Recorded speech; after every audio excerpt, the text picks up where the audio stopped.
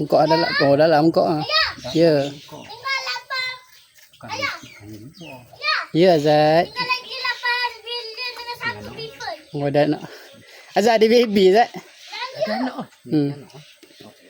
Ada baby. Ni. Lagi kita buka. Cuma baby. Oh, bengkok ni. Ada anak. Betul tak Azad? Tumpul. Ayah buka lah. Buka lah. Kejap lah. Sekejap kita alih pun tempat lain. Angkat lah. Kejap. Angkat. Letak macam ni. Tu dia bengkok ah. Oh, apa ke isi makan. Kenapa tu ah? Sampai itu ah. Kena terlek ah. Cepat lah ayah. Tu itu. Apa benda tu ayah? Dia sakit. Sakit bengkak awak tu. Kat tengah atuk tu ni. Saya jadi terotu.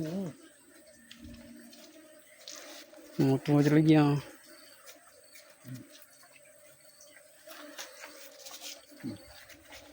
Bengkok. Kena makan bapak kan. Oh. Cik bukan. Ayah tadi. Kena tanduk kan. Ha. Ya. Memang kena tanduk.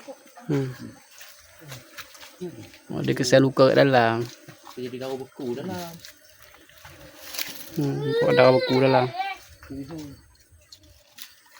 Dua ketul. Tolong seketul.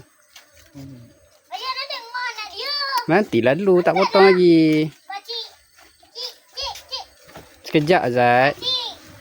Ya. Boleh tak tolongkan? Itu saja 2 kilo. Video. Anak dia. Bocor. Boleh tak? Gerak gitu anak dia tu. Nyek gitu. Boleh tak? Sekejap lah.